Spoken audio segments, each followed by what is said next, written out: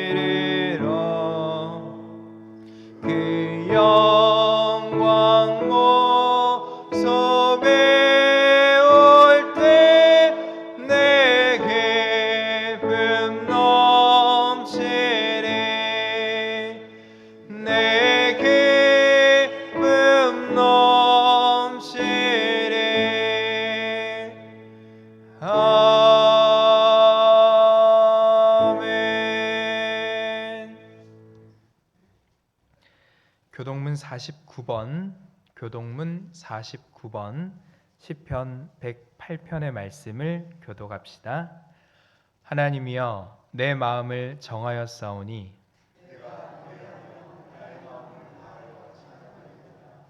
비파야 수금아 깰지어다. 여호와여, 내가 만민 중에 주께 감사하고 주의 인자하심이 하늘보다 높으시며 하나님이여, 주는 하늘 위에 높이 들리시며 주께서 사랑하시는 자들을 건지시기 위하여 우리에게 응답하사 오른손으로 구원하소서. 아멘. 사도신경으로 우리의 신앙을 고백합니다. 전능하사 천지를 만드신 하나님 아버지를 내가 믿사오며 그 외아들 우리 주 예수 그리스도를 믿사오니 이는 성령으로 잉태하사 동정녀 마리아에게 나시고 본디어 빌라도에게 고난을 받으사 십자가에 못 박혀 죽으시고 장사한 지 사흘 만에 죽은 자 가운데서 다시 살아나시며 하늘에 오르사 전능하신 하나님 우편에 앉아 계시다가 저리로서 산자와 죽은 자를 심판하러 오시리라. 성령을 믿사오며 거룩한 공회와 성도가 서로 교통하는 것과 죄를 사하여 주시는 것과 몸이 다시 사는 것과 영원히 사는 것을 믿사옵나이다. 아멘. 자리에 앉으셔서 찬송가 77장 찬송가 77장을 함께 찬송합니다.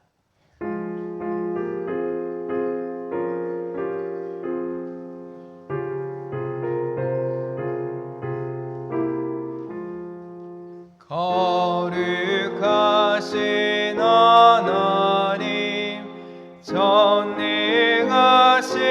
아버지, 우주 만물 창조하신 살아계신 하나님, 아름다운 세상에 우리 살게 하시니 거룩하신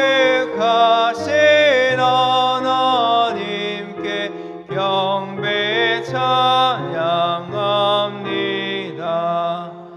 거룩하신 하나님, 자비하신 아버지, 모든 죄를 용서하신 은혜로우신 하나님, 우리들을 인도해 생명길로 이끄신 거룩하신 하나님께 경배 찬양합니다. 거룩하신 하나님, 영원하신 아버지, 영생하는 말씀으로 복을 주신 하나님, 이 세상을 진리로 이끄시는 하나님, 거룩하신 하나님께 감사 찬양합니다.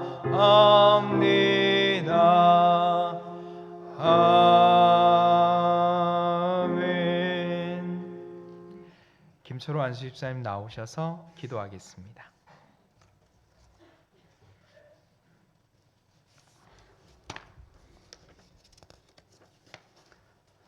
사랑의 하나님, 이곳 황등에 신앙등교회를 아름답게 그리스도의 향기로 소문난 교회로 세우셨습니다. 건강하게 성장하기를 원하시고 섬김과 봉사와 충성하는 성도의 모임을 원하셨습니다. 모이면 예배하고 하나님을 찬미하며 마음을 나누며 진실하게 기도하는 공동체를 원하셨습니다. 하나님의 보호하심과 인도하심으로 2025년을 하나님의 원하시는 교회와 성도들의 삶이 되도록 은혜 내려 주옵소서. 믿음의 역사로, 사랑의 수고로, 소망의 인내로 향기 나는 교회가 되어 온 백성에게 칭송을 받는 신앙등교회가 주께서 구원받는 사람을 날마다 더하게 하시는 교회 되게 하옵소서. 사도의 가르침을 받아 서로 교제하고 떡을 떼며 오로지 기도하기를 힘쓰는 교회 되게 하옵소서. 은혜로우신 주님, 주님의 보혈로 우리를 대속하사 주님이 찾으시는 예배자의 자리로 인도하시니 감사합니다. 작은 믿음으로 나약한 신앙생활을 연연하면서도 주님과 바른 관계를 맺게 하시니 감사합니다. 무척 추워진 날씨에도 아랑곳하지 않고 교회를 위하여, 예배를 위하여 아낌없이 마음을 다하여 섬기는 손길을 주시니 감사합니다. 성령의 인도하심으로 주님을 경험하고 생명의 말씀을 사모하는 마음으로 주 앞에 예배드리오니 우리의 예배를 받아 주옵소서. 지난 한 주 무엇을 위하여 살았는지, 이웃과 좋은 관계를 맺으려고 노력하였는지, 주님의 모습을 닮아가려고 힘쓰고 애쓰며 살았는지를 돌아보게 하옵소서. 날마다 마음을 같이하여 성전에 모이기를 힘쓰게 하옵소서. 기쁨과 순전한 마음으로 교제하게 하시고 담임 목사님을 비롯하여 교역자들과 동역장의 가르침을 받기에 주저하지 않게 하시고 서로 진심을 다하여 이웃을 섬기며 교제하며 기도에 힘쓰게 하옵소서.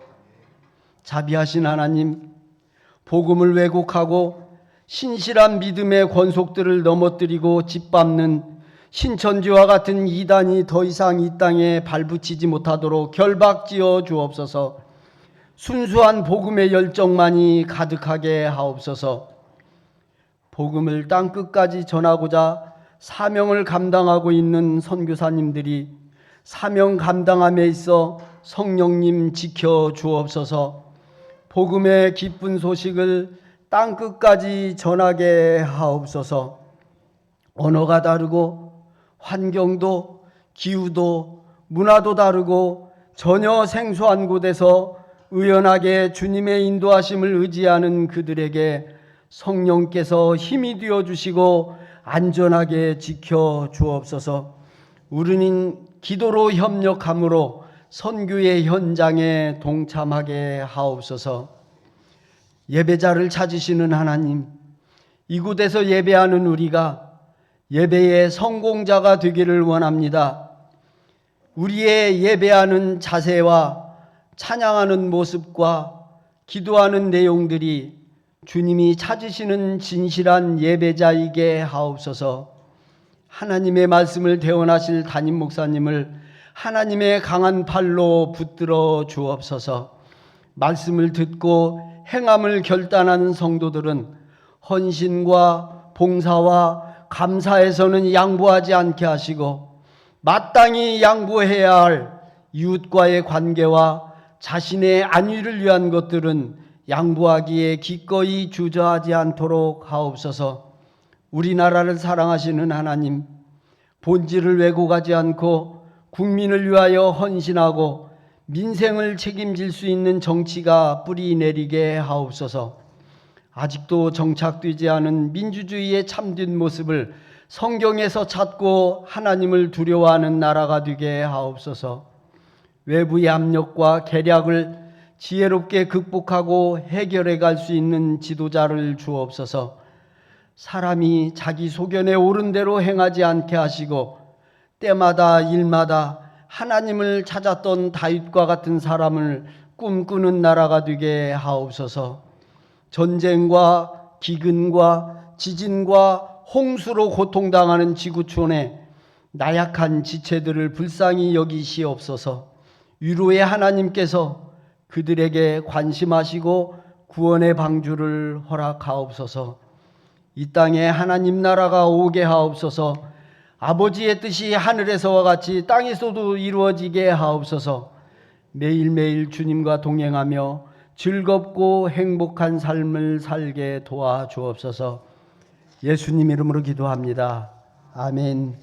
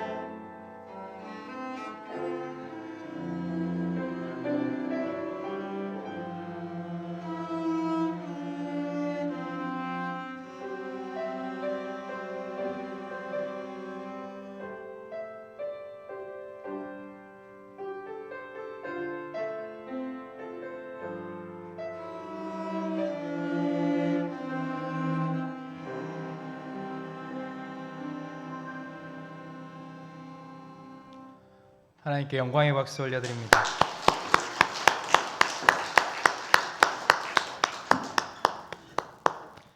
교회 소식 알려드립니다. 오늘은 주연절 5째 주일이며 총회와 노예 선교 주일로 지킵니다. 오늘 드려진 헌금은 총회와 노예 선교 사역을 위해 사용될 것입니다. 참여해주신 모든 분들에게 감사드리며 예배에 오신 여러분들을 환영합니다. 주일 1부와 2부 예배 후 남신도의 각 분의 원래회가 있습니다. 오후 예배 후 여신도의 전체 원래회가 있습니다. 새가족 교육이 2부 예배 후 3층 청년부실에서 있습니다. 시간은 오후 12시 40분부터 1시 40분까지입니다. 명예권사 후보자 교육이 오후 예배 후 교육관 3층 청년부실에서 있습니다. 교육과정을 마치고 다음 주일 2부 예배 때에 임명식이 있습니다. 장학위원회 모임이 2부 예배 후 성가대석에서 있습니다. 위원들은 모두 참석해 주십시오. 익산노회 청소년 청년 찬양 집회를 은혜 중에 잘 마쳤습니다. 진행을 위해 애써주신 모든 분들께 감사드리며 후원과 기도 참여해 주신 교우들에게 진심으로 감사드립니다. 여신도의 척사대회가 2월 15일 토요일 오전 10시 30분 2층 소예배실에서 있습니다. 교회학교 겨울 행사 안내입니다. 일정을 보시고 위에서 기도해 주시기를 바랍니다. 노인복지시설 건축위원회가 16명으로 구성이 되었습니다. 위원장은 서동환 장로님이고요. 위원들 명단입니다. 서동식 장로님, 김유순 장로님, 박영천 장로님, 이유렵 장로님, 정규철 장로님, 이병대 장로님, 차재환 권사님, 강정숙 권사님, 임진희 권사님, 김석 안수 집사님, 이정복 장로님, 이재순 권사님, 소성주 안수 집사님, 김영기 집사님입니다. 건축이 은혜롭게 진행될 수 있도록 기도해 주시기를 바랍니다. 건축위원회 1차 회의가 다음 주일 오후 예배 후 교육관 3층 청년부실에서 있습니다. 기부금 영수증 발급을 원하시는 분들은 사무실로 오셔서 신청해 주시기 바랍니다. 작년 주보를 모으신 분들은 재본할 수 있도록 사무실에 제출해 주시기 바랍니다. 다음 주 식당 설거지 봉사는 24 공동체입니다. 교우 소식 안내입니다. 최윤한 김수월 성도의 차남 최영웅 청년이 2월 15일 토요일 오전 11시 30분 힐스코트 2층 아이리스 홀에서 결혼 예식이 있습니다. 축하해 주시고 관심 가져주시기를 바랍니다. 이번 주 생일 맞으신 분들입니다. 황대성 집사님, 김민우 성도님, 김삼남 권사님, 박점래 권사님, 최재월 권사님, 주민아 권사님, 이보규 권사님, 한철희 성도님, 정혜자 집사님, 박미옥녀 권사님, 우리 박수로 축하합시다. 찬송가 443장, 찬송가 443장을 함께 찬송하며 봉헌합니다.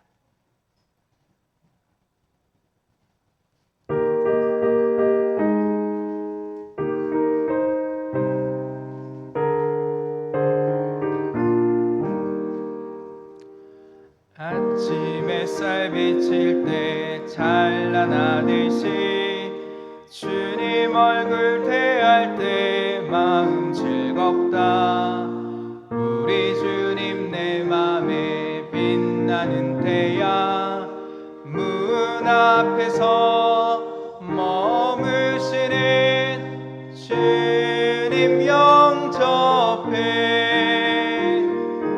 한평생을 주와 함께 살아가리라. 온 세상에 빛 없어 캄캄해질 때 뜻과 정성 다 모아 주 영접하자.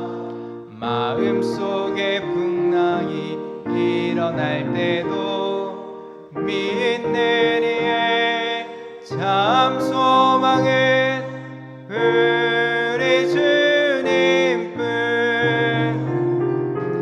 일생토록 주 섬기며 살아가리라.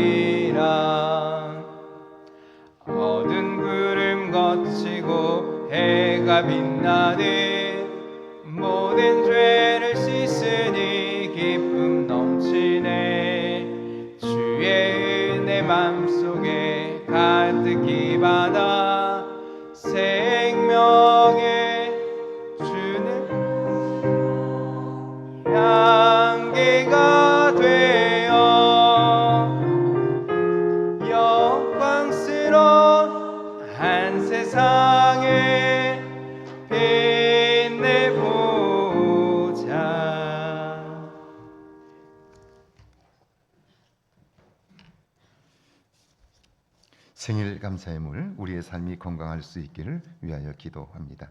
한 주간의 삶을 허락하시고 예배자로 세워주심을 감사합니다. 하나님 아버지 감사합니다. 아버지의 뜻대로 살기를 원합니다. 하나님 은혜 감사합니다. 주님 은혜 감사합니다. 자비로우신 주님, 회개하는 마음을 주시고 기도하는 삶을 내게 주셔서 감사합니다. 선교 예물과 주종의 주일 예물과 일천번주 예물을 드렸습니다. 기도합니다. 전능하신 하나님 아버지, 이 땅을 사는 동안 우리의 힘과 능력으로 사는 것 아니라 하나님의 도움으로 사는 것을 알게 하시고, 이제는 하나님을 의지함으로 우리의 삶의 근심과 염려가 사라지고 하나님을 의지하는 믿음 안에서 새로운 것을 보며 새 삶을 살아가도록 도우시니 감사합니다. 매일매일 우리의 부족함을 발견하게 하셔서 위로부터 부어지는 하늘의 능력을 덧입어 살게 하옵소서. 그리하여 내 뜻대로 되는 것이 아니라 이 세상을 창조하시고 우리를 지으신 하나님의 뜻대로 세상이 됨을 알게 하셔서 믿음 안에 사는 삶의 자유함이 날마다 커지게 하옵소서. 주님과 동행하며 가까워지기를 원하여 말씀에 순종하는 종들을 축복하시고 마음을 담아드리는 예물들을 받아 주옵소서. 10의 1조와 주정예물과 주일예물을 드립니다. 감사하는 마음으로 드리는 예물들을 받아주시고 평생을 사는 동안 하나님 때문에 삶의 기쁨이 가득하게 하옵소서. 건강한 삶을 위하여 기도합니다. 하나님이 베푸신 놀라운 은혜를 기억하며 감사합니다. 주님, 우리가 복음의 빚진 자 되어 알지 못하던 수많은 손길들로부터 은혜를 입었고 오늘 여기까지 올 수 있었음을 기억하며 선교를 위하여 드리는 예물을 받아주시고 이 예물들이 하나님의 손에 붙들려져서 거룩하고 아름다운 생명의 역사가 나타나게 하옵소서. 여전히 무거운 짐을 지고 있는 우리의 삶을 살펴주옵소서. 경제적으로 어려움 가운데 있는 성도들을 기억해 주옵소서.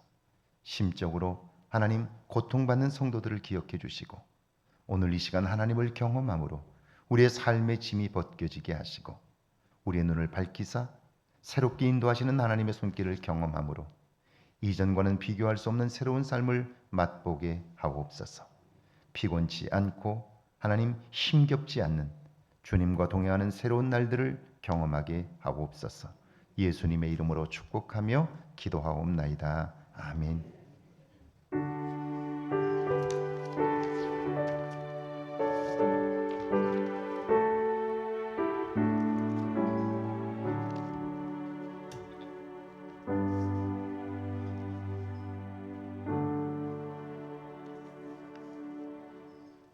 오늘 저에게 주시는 하나님의 말씀은 구약성경 잠언 20장 27절 말씀, 신약성경 누가복음 4장 18절과 19절 말씀입니다. 먼저 우리 구약성경 잠언 20장 27절 말씀 한 목소리로 함께 봉독합니다. 잠언 20장 27절 말씀입니다. 함께 봉독합니다. 사람의 영혼은 여호와의 등불이라 사람의 깊은 속을 살피시느니라. 아멘. 신약성경 누가복음 4장 18절에서 19절까지 말씀입니다. 누가복음 4장 18절과 19절 말씀입니다. 함께 봉독합니다. 주의 성령이 내게 임하셨으니 이는 가난한 자에게 복음을 전하게 하시려고 내게 기름을 부으시고 나를 보내사 포로된 자에게 자유를, 눈먼 자에게 다시 보게 함을 전파하며 눌린 자를 자유롭게 하고 주의 은혜의 해를 전파하게 하려 하심이라 하였더라. 아멘. 하나님의 말씀입니다. 할렐루야. 이번 한 주간에도 하나님의 은혜와 사랑이 여러분과 여러분의 가정에 넘치기를 주의 이름으로 축원합니다. 축원합니다. 여러분, 우리의 몸과 키는 부모님의 도움으로 성장했고요. 그리고 우리의 마음과 영혼은 하나님께서 주신 만남을 통해서 성장하게 되었어요.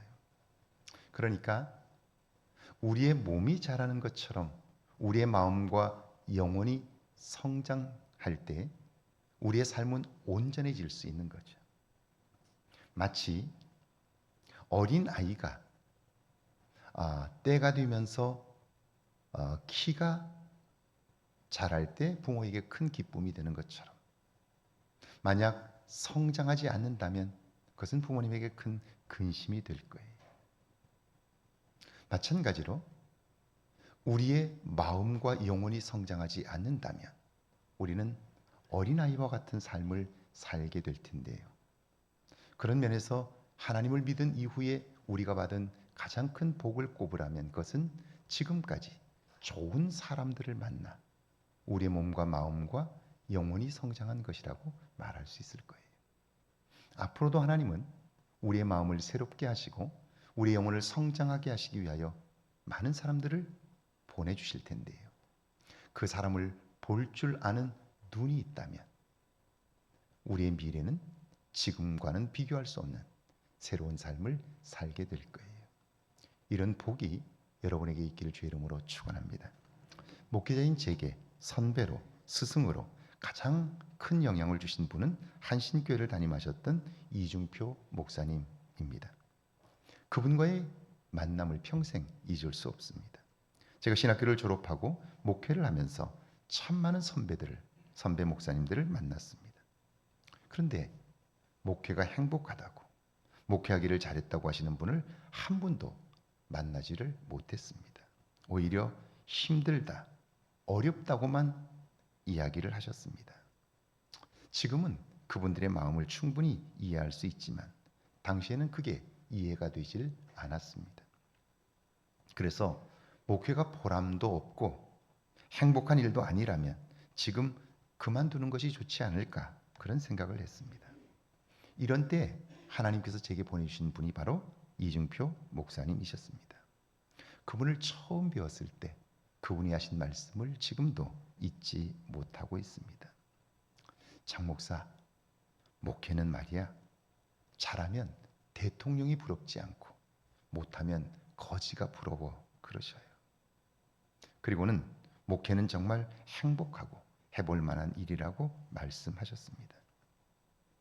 이것은 그분이 그냥 하신 말씀이 아니고 그분의 삶과 목회를 통해서 보면 정말 그렇습니다. 18살 고등학생이었던 이 목사님은 가난 때문에 폐결핵을 앓았습니다. 돈이 없으니까 치료할 수 없었고요. 치료 시기를 놓쳐 각혈을 했습니다. 병원을 찾았을 때는 이미 폐결핵 3기가 되어서 의사로부터 얼마 살지 못한다는 선고를 받았습니다. 이제 더 이상 치료할 수 없습니다.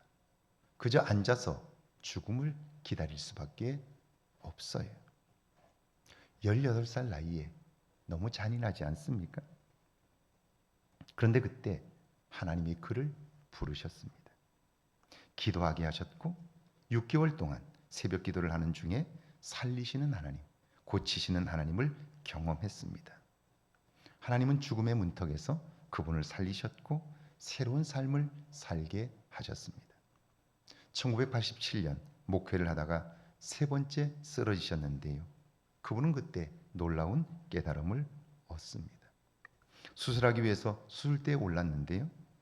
마취 상태를 점검하던 의사가 이곳저곳을 찌릅니다.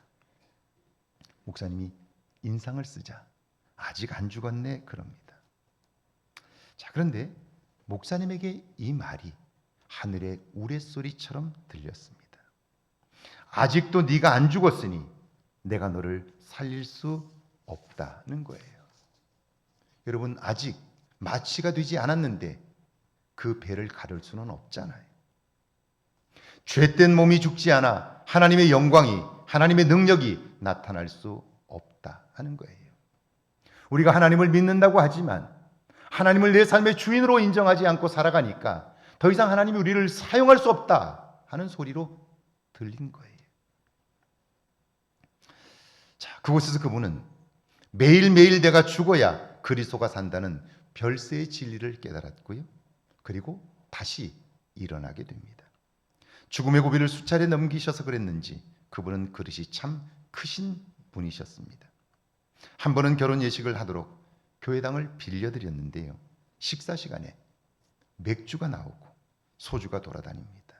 교인들이 난리가 났어요. 교회당에서 웬 술이냐고 여기저기서 인상을 씁니다. 전사님이 목사님에게 달려갔어요. 목사님 큰일 났습니다. 피로연을 하는 사람들이 술을 돌리고 엉망입니다. 그래요. 여러분 같으면 그 장면을 보셨을 때 어떻게 반응하셨을까요? 목사님이 말씀합니다. 아니, 잔치집에 술이 있는 게 당연하지.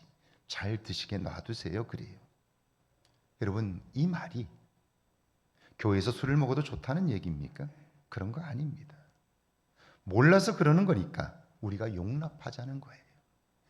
여러분, 신앙인의 능력이라는 게 뭡니까? 끊임없이 다른 사람을 판단하고 평가하는 겁니까? 그런 거 아닙니다. 모르고 한 것들을 용납할 수 있는 것. 주님이 죄인 되었던 우리를 용납하신 것처럼 알지 못하는 사람들의 삶의 모습들을 용납하고 품어줄 수 있는 것. 그것이 능력 아닌가요? 여러분, 그런 공동체에 있고 싶지 않는가요? 끊임없이 잘못된 걸 지적하고 배척하는 그런 공동체에 여러분은 있고 싶으신가요? 모이면 함께 다투고 싸우고 자기의 의로움을 주장하는 공동체에 여러분은 있고 싶으신가요? 오늘 우리는 어떤가요? 자, 이 어른은 정말 어디서 이런 넉넉한 마음이 생겼을까? 제가 만나서 그분을 가까이서 뵈면서 이분은 정말 하나님 나라를 소망하신 분이다는 걸 알게 되었어요. 그분이 돌아가셨을 때 제가 장례식에 참석할 수가 없어서 인터넷 추모 게시판에 글을 올렸습니다. 목사님, 지난번 오마하 교회에 오셨을 때 생각나시죠? 저도 목사님의 그런 모습 처음 배웠습니다. 주일 예배 설교를 2시간 가까이 하시고 시간이 벌써 그렇게 갔느냐며 마치 마지막 길을 떠나실 분처럼 말씀하셨죠. 옐로우스톤을 한 바퀴 돌고 나서 어떠세요? 제가 물었을 때 그 엄청난 장관을 해 아래 뭐 새로울 것이 있겠어? 한마디로 일축하시며 하늘을 올려다보시던 모습이 눈에 선합니다. 목사님이 계셔서 전 참 행복했습니다. 목사님만 생각하면 뭐든지 할 수 있다는 생각을 했으니 목사님은 나의 기둥이셨습니다. 옐로우스톤에서 보셨던 하늘, 그것은 정말 아름답죠? 그렇게도 그것을 그리워하시더니 이젠 행복하시죠? 열심히 살겠습니다. 목사님을 기억하며 목사님 닮은 삶을 살겠습니다. 목사님 사랑합니다. 그분이 돌아가시자 노무현, 김대중 전 대통령을 비롯해서 김원기 국회의장과 고건 국무총리 그리고 보수와 진보할 것 없이 한국의 대표적인 교단장들이 그분의 죽음을 아쉬워했습니다. 2천여 명의 교계 지도자들이 장례식에 참석하여 그분의 마지막을 지켰는데요. 하나같이 눈시울을 적셨습니다. 저는 그분의 장례식을 보면서 다시 한번 이 목사님은 정말이지 성공적인 인생을 사셨다는 사실을 확인했습니다. 여러분, 그분이 능력이 탁월해서 그렇죠? 출신 배경이 좋아서 그런가요? 그런 거 아닙니다. 그분은 우리가 사는 이곳 옆 동네 부안에서 가난한 농부의 아들로 태어났습니다. 어린 시절 도시락을 가져갈 수 없어서 점심시간만 되면 물로 줄인 배를 채웠습니다. 아버지를 따라 농사꾼이 되겠다고 농업고등학교를 졸업했고요. 신학교를 졸업할 땐 학점을 못 받아 겨우 졸업할 정도였습니다. 교회를 개척했지만 단돈 100만 원을 빌릴 곳이 없어서 고통을 겪으셨습니다. 제가 개인적으로 봐도 그분은 별로 매력이 없습니다. 별명이 형사입니다. 속은 한 그릇인데 외모는 얼마나 차가운지 모릅니다. 건강이 안 좋았고요. 말은 어눌합니다. 거기다가 목사에게는 치명적이라고 할 수 있는 극심한 음치입니다. 찬양을 전혀 못합니다. 제가 찬양을 가르쳐드리면 금방 또 물어보십니다. 목사로서 장점이 별로 없습니다. 그런데 그런 분이 목사로서 성공적인 인생을 사셨습니다. 수많은 사람들에게 감동을 주었고요. 한국교회에 큰 영향을 끼쳤습니다. 그렇다면 그 비결이 뭘까요? 오늘 보면 7절을 한번 같이 읽어볼까요? 함께 읽습니다. 사람의 영혼은 여호와의 등불이라 사람의 깊은 속을 살피시느니라. 우리의 영혼을 오늘 본문은 여호와의 등불이라고 말합니다. 우리의 영혼은 하나님이 거하시는 처소라는 말입니다. 영혼이 없는 사람이 없듯 인간은 모두 다 거룩한 처소를 가졌습니다. 이것을 하나님의 형상이라고 부르는데요.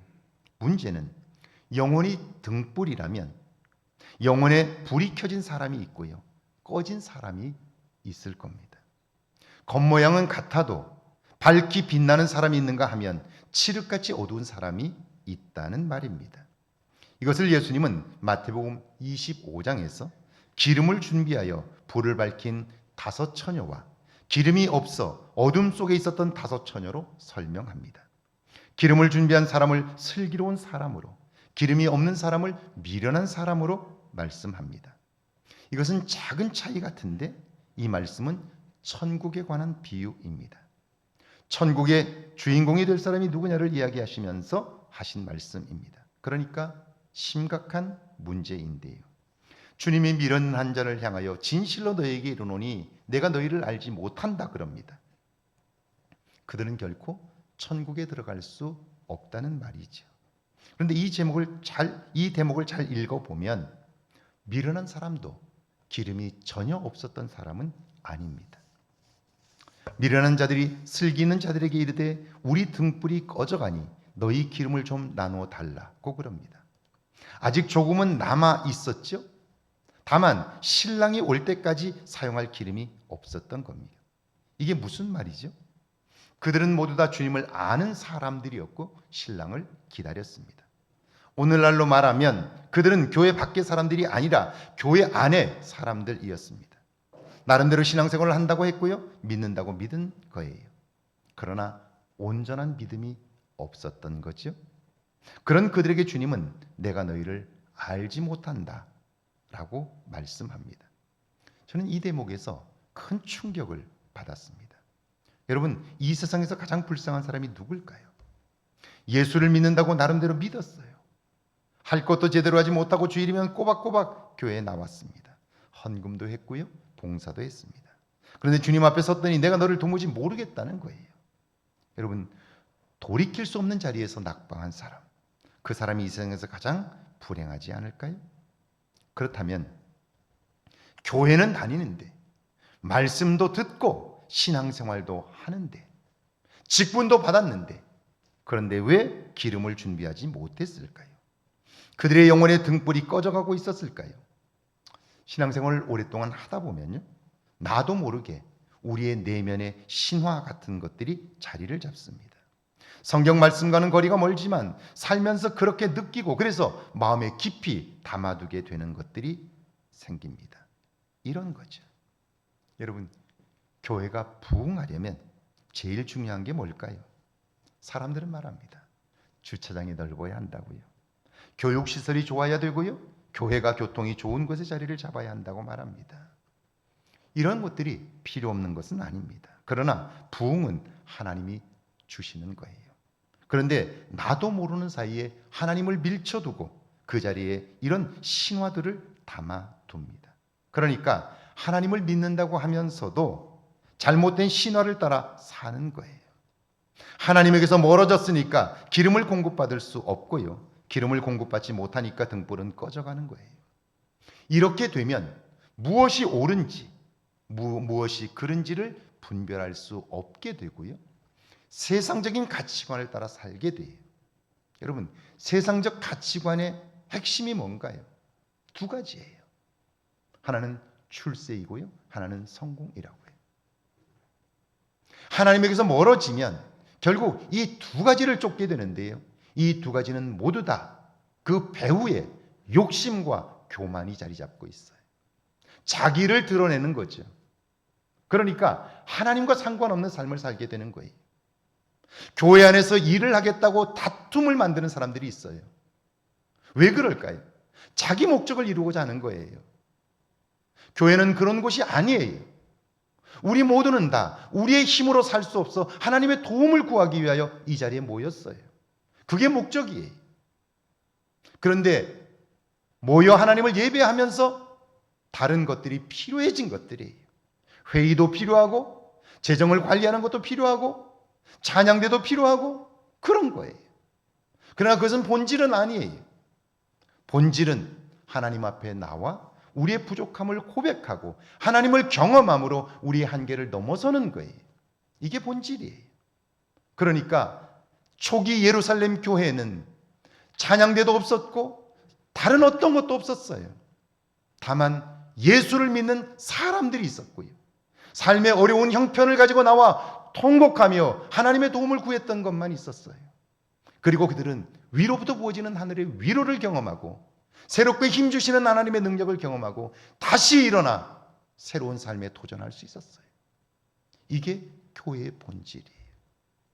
그런데 우리는 어느 순간 교회의 본질을 놓치게 되면요, 본질이 아닌 것에 집중하면서 다툼과 갈등을 겪게 되는 거죠. 그리고 교회는 능력을 잃어버리게 되고요. 그 사람은 끊임없이 시험에 들 수밖에 없는 거예요. 여러분, 교회 안에 모든 것을 다 제거해도 예수를 믿는 사람들만 있으면 그것은 교회인 거예요. 우리는 코로나 시기를 통해서 정말 가장 교회에 중요한 것이 무엇인가를 알게 되었어요. 코로나가 시작되니까 성가대도 모일 수 없었죠. 찬양팀도 할 수 없었죠. 심지어 이 소중한 예배당에 모일 수도 없었어요. 그럴 때 우리는 예배를 드릴 수 없었나요? 가정에서 예배를 드렸어요. 식구들과 함께 예배를 드렸어요. 여전히 교회였어요. 저는 코로나가 우리에게 오늘 이 시대에 잘못된 신화를 가지고 살았던 이 시대에 너무나 소중한 메시지를 주었다고 생각해요. 교회는 예수 그리스도로 말미암아 거듭난 사람들의 모임이에요. 그리고 끊임없이 구원을 경험하는 사람들의 모임이에요. 이게 없다면 교회는 교회의 역할을 감당할 수 없게 되는 거죠. 자, 그렇습니다. 여러분, 그러므로 본질을 이해하는 일이 굉장히 중요해요. 그리고 비본질적인 것들은 용납하고 넉넉히 넘어가도 괜찮아요. 그런데 오늘날 교회가 본질이 아니라 사람이 그리스도 안에서 새롭게 되고 힘들고 어려운 문제들을 함께 나누고 기도하며 용기를 주고 격려하고 위로하는 일들이 아니라 교회 안에 비본질적인 일들 때문에 갈등을 겪고 있는 거예요. 여러분, 만약 본질을 보지 못하면 우리의 인생은 결국 낭비되고 말고요. 인생의 끝에 서면 후회만 남게 되는 거예요. 노벨상은 세계에서 가장 권위가 있는 상 중에 하나이지요. 알프레드 노벨, 우리는 그를 단지 다이너마이트를 발명하고 노벨상을 제정한 사람으로만 생각하는데 그는 그보다 훨씬 대단한 사람입니다. 어려서부터 그는요, 언어의 천재였습니다. 프랑스어, 영어, 독일어, 러시아어, 스웨덴어까지 5개의 언어를 자유자재로 구사했고요. 1886년 다이너마이트를 발명하여 세계 최초로 다국적 회사를 설립합니다. 1893년에는 철강 사업을 시작했고요. 인조 비단이나 가죽 같은 것들을 발명해서 세계적인 특허권만 350여 개가 넘었습니다. 그러니까 얼마나 많은 돈을 벌었을까 상상이 되시죠. 유전 개발에도 성공해서 세계 최초의 유조선을 취향했고요. 기름을 운반하는 파이프라인도 세계 최초로 구축을 했습니다. 이런 천재적인 사업 기질로 인하여 그는 유럽 최대의 부자가 되었습니다. 그러니까 당대 최고의 부자가 된 겁니다. 그런 그가 63세를 일기로 죽음을 맞았을 때 자신의 전 재산을 노벨상 기금으로 내어 놓았습니다. 여러분, 이건 결코 쉬운 일이 아닙니다. 자, 그런데도 그가 그렇게 할 수밖에 없었던 계기가 있었습니다. 1888년 알프레드의 형 루드비그가 죽었는데요. 프랑스의 한 기자가 착각해서 알프레드 노벨이 죽었다고 오보를 낸 겁니다. 아침에 그가 일어나서 신문을 펼쳤는데 일면에 대문짝만하게 알프레드 노벨 사망하다, 죽음의 사업가, 파괴의 아버지, 다이너마이트의 왕이 죽다 이렇게 나와 있는 거예요. 자기는 평생을 열심히 살았습니다. 나름대로 사회에 공헌했다고 생각했어요. 하나님을 믿는 믿음의 사람이니까요. 신앙생활도 열심히 했습니다. 그런데 그가 죽었다고 하자 사람들은 그를 죽음의 사업가라고 불렀습니다. 파괴의 아버지라고 평가한 거예요. 자기는 어떻게 생각했는데요? 자기는 인생을 성공한 사람이라고, 인류 발전에 기여한 사람이라고, 사회에 공헌이 있는 사람이라고 생각한 거예요. 자부심을 가지고 산 거예요. 그런데 죽었다고 하자 사람들은 그를 파괴의 아버지라고, 인류를 전쟁 속으로 몰아넣은 고통의 아버지라고, 파괴자라고 평가를 한 거예요. 내가 생각한 것과 사람들이 생각하는 게 다른 거예요. 그걸 모르고 살았던 거죠. 그런데 죽었다고 하자 그에 대한 역사의 평가, 사람들의 평가가 드러나게 된 거예요. 여러분, 왜 이렇게 된 걸까요? 멀어진 거죠. 자기를 보지 못한 거예요. 하나님에게서 멀어져 있었지만 그런 자기 자신을 보지 못했던 거예요. 오늘 성경에 비유하면 그는 하나님을 섬겼지만 자기 등불에 기름이 없었던 거예요. 불이 점점 꺼져가고 있었는데 그걸 보지 못한 거예요. 왜? 자기 성공에 도취해서, 자기 삶에 만족하면서 그걸 보지 못했던 거죠. 그렇다면 기름이 뭡니까? 등불을 밝혀주고 그래서 우리로 지혜롭게 살게 하는 영혼의 기름이라는 게 뭡니까? 오늘 신약의 말씀을 볼까요? 누가복음 4장 18절과 19절입니다. 함께 읽습니다. 주의 성령이 내게 임하셨으니 이는 가난한 자에게 복음을 전하게 하시려고 내게 기름을 부으시고 나를 보내사 포로된 자에게 자유를, 눈먼 자에게 다시 보게 함을 전파하며 눌린 자를 자유롭게 하고 주의 은혜의 해를 전파하게 하려 하심이라 하였더라. 예수님께서 공생애를 시작하시면서 이사야 선지자의 말씀을 인용하셨습니다. 주의 성령이 내게 임하셨으니, 이것이 예수님에게는 사역의 출발이었고요, 능력의 근원입니다. 이때 성령이 임하셨다는 말씀과 기름을 부으셨다는 말씀은 같은 뜻이니까요. 기름이란 바로 성령의 임재라고 말할 수 있습니다. 그러니까 성령이 충만한 사람은 기름이 넉넉하여 영혼의 등불이 켜진 사람이고요, 성령의 기름 부음이 없는 사람은 등불이 꺼진 사람입니다. 자, 그렇다면 성령이 충만한 사람과 그렇지 못한 사람은 어떻게 구분할 수 있을까요? 한번 여러분의 영혼을 점검해 볼 수 있기를 바랍니다. 나무는 그 열매로 알 수 있듯이 성령의 사람도 그렇습니다. 여러분, 지난 한 주간 어떠셨습니까? 다른 사람들과의 관계 어떠셨습니까? 그리고 여러분이 여러분 자신에게 정직하게 물어볼 때 오늘 여러분은 행복하십니까? 사는 맛이 나십니까? 전능하신 하나님을 믿는 우리들, 그분의 사랑을 받는 우리들에게 여전히 불만족이 있다면, 여전히 우리의 삶에 누군가와 끊임없이 불화하고 있다면, 갈등하고 있다면 그것은 무엇 때문입니까? 오늘 우리의 삶을 불만족스럽게 하는 것, 살면 살수록 점점 지치게 하는 것, 그 원인은 무엇입니까? 성령의 다스림을 받는 사람, 그 사람을 성경은 이렇게 말씀합니다. 성령이 우리에게 임하시면, 우리가 성령의 다스림을 받게 되면 우리의 삶에는 열매가 맺히게 되어 있습니다. 예수님께서 나는 참 포도나무고 너희는 가지라고 말씀하신 것처럼, 붙어만 있으면 그 가지에 열매가 저절로 맺히는 것처럼 성령의 다스림을 받으면 우리의 삶에 열매가 맺히도록 되어 있는데요, 그 열매를 성경은 9가지로 말씀합니다. 지금 여러분 중에 누군가를 향한 뜨거운 사랑이 여러분 안에 있습니까? 무엇 때문이 아니라 주님 때문에 심어진 기쁨이 있습니까? 어떤 경우에도 흔들리지 않는 평안이 있습니까? 힘들어도 나를 비난해도 견딜 수 있는 인내가 있습니까? 다른 사람을 귀히 여기는 자비와 선한 마음과 주님과 약속한 것은 끝까지 지키는 충성, 다른 사람을 넉넉하게 대하는 온유함, 자기를 통제할 줄 아는 힘이 여러분에게 있습니까? 이게 성령의 다스림을 받는 사람들의 삶에 맺히는 열매들입니다.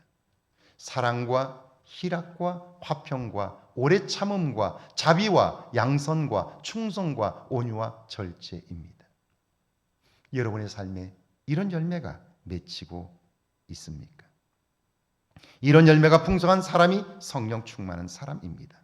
영혼이 밝히 빛나는 사람입니다.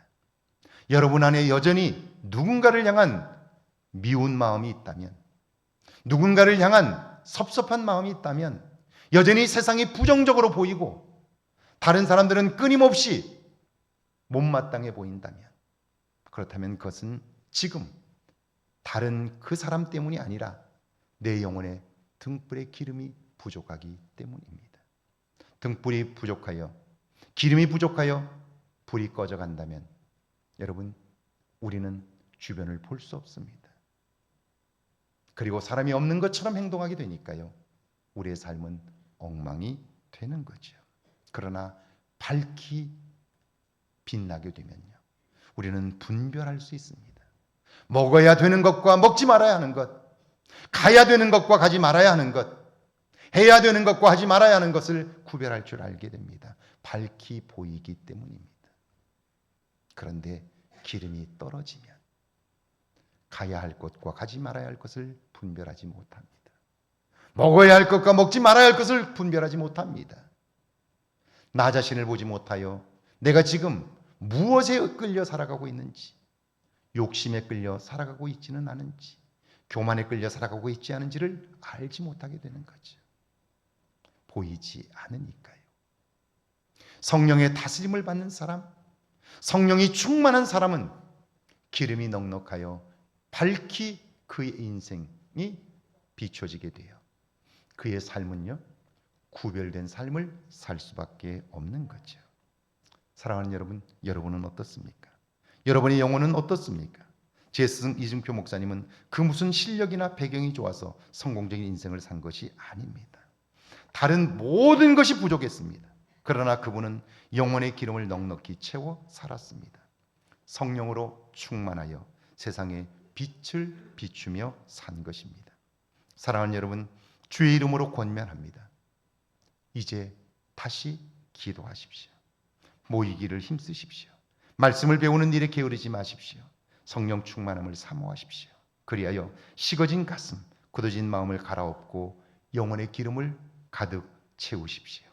성령 하나님께서 불꽃으로 점화하셔서 여러분의 열정을 타오르게 하실 것입니다.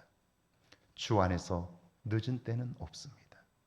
주님은 늘 우리 인생을 새롭게 시작하게 하실 준비가 되어 있습니다. 남은 인생 성령으로 충만하여 여러분의 삶의 새로운 불꽃이 피어날 수 있기를 주의 이름으로 축원합니다. 우리 찬양하고 기도합니다.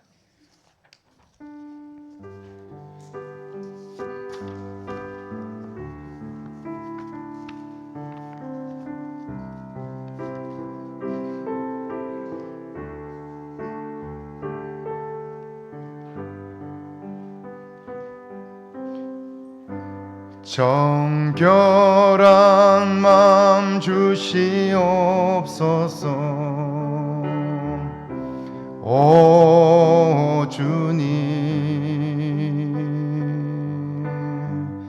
정직한 영을 새롭게 하소서.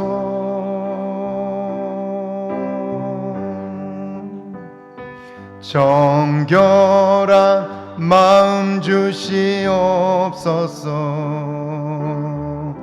오 주님,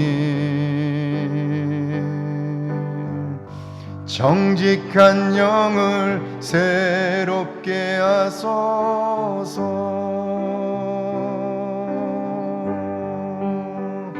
나를 주님 앞에서 멀리 하지 마시고 주의 성령을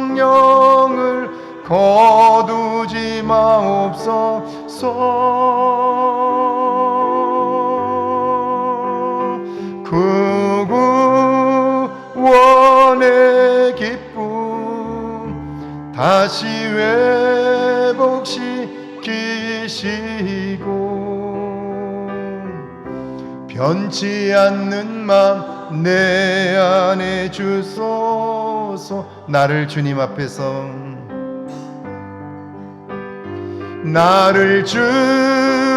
앞에서 멀리 하지 마시고 주의 성령을 거두지 마옵소서.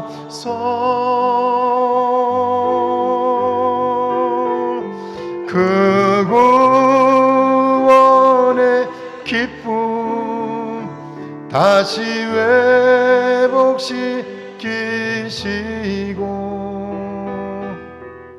변치 않는 맘 내 안에 주소서. 우리 시간 함께 기도하길 원합니다. 오늘 말씀을 기억하면서 함께 기도합니다. 제 아내가 어느 날 제게 이렇게 얘기했습니다. 여보, 우리 은퇴하면 이제는 목사로 살지 말자, 사모로 살지 말자. 이제는 가장 낮은 교인 중에 한 사람으로 살자. 그리고 신실하게 신앙생활을 하자 라고 하는 이야기를 했습니다. 신실하지 못했다는 말이 아니라 목사였기 때문에, 사모였기 때문에 하나님과 더 뜨겁게 함께하지 못했던 것, 다른 사람들이 눈을 의식하며 살았던 삶에서 벗어나 이제는 순수하게 한 사람의 그리스도인으로서 진실하게 살아보자는 이야기였습니다. 저는 그 말에 동의했고요. 은퇴하면 정말 한 사람의 그리스도인으로 하나님의 도움을 구하며 살고 싶은 마음을 가지고 있습니다. 여러분은 어떻습니까? 여러분 안에 영혼의 등불이 켜져 있습니까? 기름은 넉넉히 준비되어 있습니까? 이건 말고 오늘 우리가 이곳에 모인 이유가 있을까요? 더 많은 복을 원한다면, 성공과 출세를 원한다면 여러분은 이 시간에 나가 일해야 합니다. 돈을 더 벌어야 합니다. 그것이 훨씬 효과적입니다. 그게 아니라면 오늘 우리가 모인 목적은 무엇입니까? 나를 드러내는 겁니까? 일을 하는 겁니까? 그런 거 아닙니다. 우리의 영혼의 기름을 준비하는 겁니다. 오늘 말씀을 기억하면서 이번 한 주간 내 영혼을 살피고 내 영혼의 등불에 기름은 준비되었는지, 불은 켜져 있는지 점검하는 한 주간이 되게 해달라고요. 함께 기도합니다. 하나님 아버지,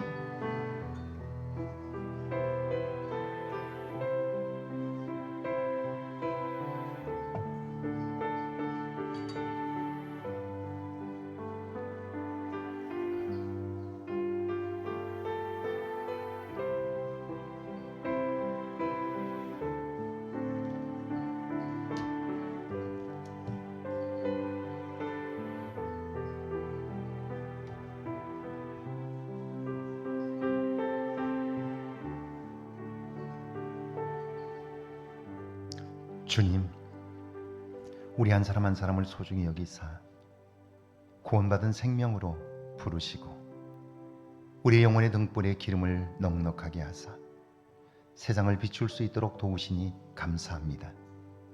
이제는 우리의 남은 삶, 세상의 불을 밝히며 살아보게 하옵소서. 그리하여 보아야 할 것을 보게 하시고 들어야 할 것을 듣게 하시고 가야 할 길을 가게 하옵소서. 그리하여 우리의 삶에 보람과 기쁨이 있게 하시고 후회 없는 삶을 살도록 인도하여 주옵소서. 이제는 겸손히 성령의 다스림을 받게 하셔서 성령의 열매들을 맺는 삶 살게 하소서. 이번 한 주간 내 삶을 돌아보게 하시고 내 영혼의 기름을 확인하게 하옵소서. 그래요 새로운 인생이 시작되게 하옵소서. 지금은 우리 주 예수 그리스도의 은혜와 하나님의 놀라우신 사랑하심과 성령의 도우시고 함께 하시는 은총의 역사가 이제 영혼의 등불을 점검하고 세상을 밝히기를 다짐하는 주의 모든 백성들과 가정과 일터와 우리의 교회 위에, 우리가 사는 이곳 아름다운 익산과 이 땅과 온 세계 위에 이제로부터 영원토록 함께 계실지어다. 아멘.